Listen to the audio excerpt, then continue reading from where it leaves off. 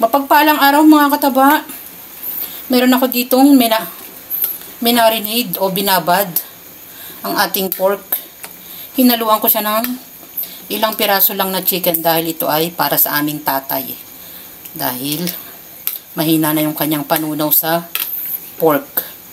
Yan. Minarinade ko to sa ating toyo calamansi at oyster sauce. Paminta.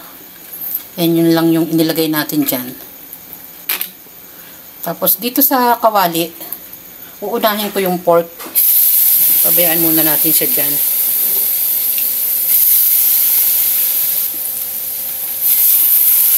Papasarapin natin tong ating adobo. Lalagyan natin ng ibang ingredients.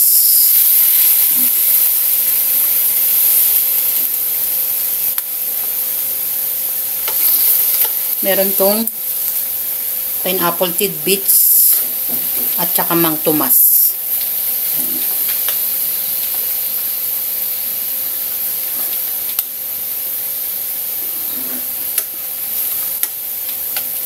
Kasi yung manok ay madali lang lumambot.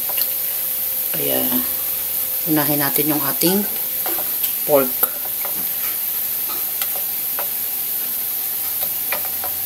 Tapos takpan natin.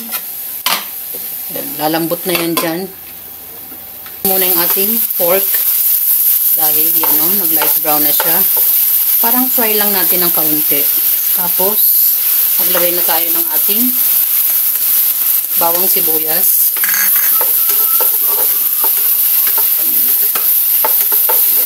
Wala na tong mantika. Kasi yan o, magmamantika pa yung ating. Dinagdag ko na rin yung chicken. Kasi sabi ko nga, minention ko kanina na madali lang yan lumambot.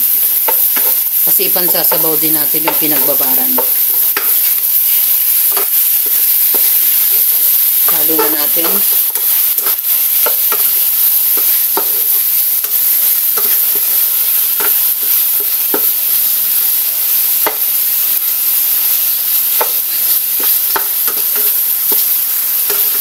Tapos saka natin ilagay ito, pinagbabaran. Mamaya na yung ibang ingredients. Takpan natin. Konting paminta. Ayun, meron ng paminta kanina. Pampalasa. Ajinomoto. Mang Tomas. Yan.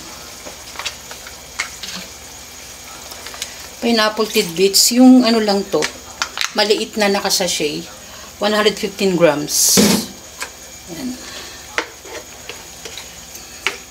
Dahil naubusan kami ng sili. Siling labuyo. Mas maganda kung medyo spicy.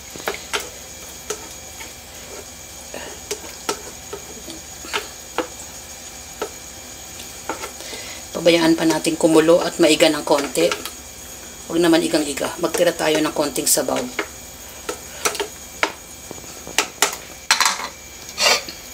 Takpan natin. Halos natutuyo na. Sabi ko naman kung meron lang akong siling red. Naku, mas masarap ito mga kataba. Itong katabi ko, galit sa sili to. Ayaw niya. Pero ang sarap. Yan.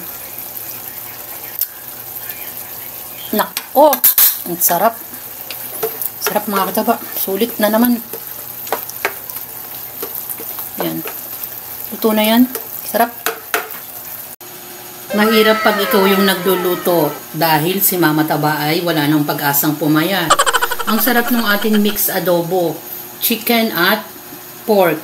Marinade muna natin yung ating meat. At nakapagpatanis ng konti ay ang ating pineapple tidbits at Mang Tomas. Gisa-gisa din lang yan kasama ng kanyang oyster sauce. Yan yung ating masarap na mix adobo. Enjoy, kumain at maging masaya. Salamat sa panonood. At ang sarap talaga. Kain na. Bye! Ingat mga kataba!